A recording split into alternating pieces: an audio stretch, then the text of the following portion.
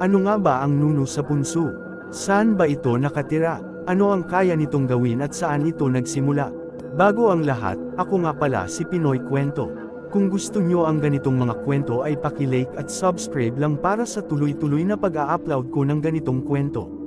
Ang nuno sa punso ang karaniwang katawagan sa mga maliit na nilalang na hindi nakikita ng mga karaniwang tao. Ang mga ito ay naninirahan sa gubat, puno, punso, o mga luma at malalaking tirahan na matatagpuan sa mga probinsya. Ang nuno sa punso o ang duwende ay nagpapakita sa mga iilang tao lang, kapag ikaw ay kanilang nagustuhan. Katulad ng duwende na naninirahan sa bahay, ayon sa mga nakakakita, sila ay nakikipaglaro. Dinadala ng duwende ang taong kanyang kinaibigan sa lugar nila. Sa mga karaniwang kwento na nagpasalin-salin sa bawat henerasyon, ang kanilang lugar ay isang paraiso na di inaakala ng tao na may ganito.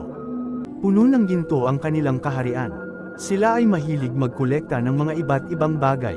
May kasabihan ang matatanda na kapag may nawala na bagay sa iyong bahay ito ay kinuha ng duwende, na kahit hanapin mo ay hindi makikita, at kapag napagpayahan mong uminto sa paghahanap saka ito lalabas sa isang lugar na parang walang nagyari.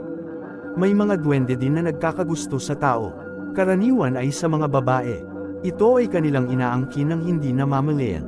Duwende na laging bumibisita, at minsan, ay hindi pinapakain ang taong kanyang nagustuhan, hanggang sa bumagsak ang katawan at unti-unting mamatay. May mga duwendeng sadyang mapaglaro, ito ay nakatira sa gubat, na kung minsan kapag may napadaan, sadya nila itong ililigaw sa gubat. Inililipad sa himpapawid, at ibabalik kung kailan nila gustuhin.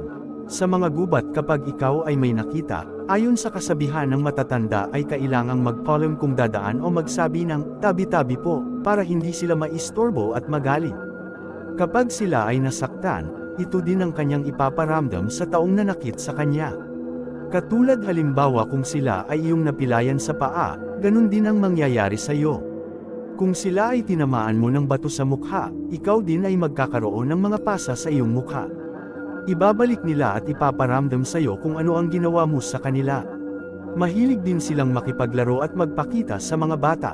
Kung minsan ay nakikita natin ang mga ito na mag-isang nagsasalita, ito ay sinasabing may kausap na duwende. May masasamang duwende at meron ding mabubuti. Ang mga pinaniniwalaang masamang duwende na nakatira sa bahay ay pinapaalis sa pamamagitan ng ritual na ginagawa ng isang albularyo. At ang mabuting duwende na nananahan sa bahay ay kanilang hinahayaan na lang. Bukod sa duwendeng itim at puti, meron pang ibang uri ang mga duwende. Ayon sa aking nakapanayam kung saan siya ay may third eye at sinabi niya sa akin na siya ay nakakita na ng duwende. Ayon sa kanya, ang itim na duwende ang mabait kabaliktaran ng sinasabi ng ibang tao. Ang pulang duwende ang pinakamasama sa lahat ng uri, duwendeng puti naman ang mapaglaro at tuso. At ang isa pang kulay ng duwende ay berde, kung saan ito ay mahilig makipaglaro sa mga bata ngunit mailap at medyo mahiyain. Kailangang suyuan, duwendeng itim. Sinasabing ang duwendeng itim ang pinakamasama sa lahat. Ang hitsura nito ay marungis, masama nag-ugali at madalas pinaglalaruan ng mga taong kanyang matipuhan. Ngunit taliwas ito sa pahayag ng isa pang aking nakapanayam. Base sa kanyang kwento ang itim na duwende ay mapaglaro at swerte. Kapag daw ikaw ay nakakita ng itim na duwende, ito ay nakapagbibigay ng swerte sa iyong buhay, ngunit wag lang silang gagambalin. Duwendeng puti. Ang duwendeng puti ay tahimik, kapag siya ay nagpakita, huwag kausapin dahil kapag nakuha niya ang iyong atensyon, ikaw ay paglalaroan nito. Ngunit ito ay mapaglaro lalo na sa mga bata.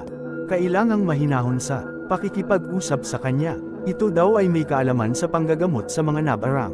Duwendeng pula. Ang pulang duwende naman ayon sa kanya ay ang pinakamatapang. Sila ay nakakatakot, at kapag nagpakita sa iyo ay maaaring may mangyaring masama sa iyo o ibang miyembro ng pamilya.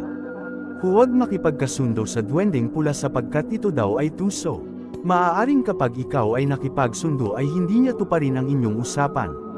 Hanggat maaari ito ay iwasan. Duwendeng berde, mapaglaro lalo na sa mga bata.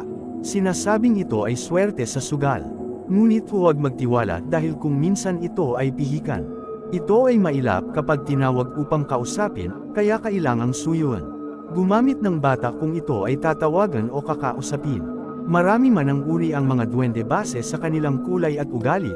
Ang sabi ng matatanda at naniniwala sa kanila, ang mahalaga ay ang pagbibigay ng respeto sa kanila upang hindi maparusahan o paglaruan.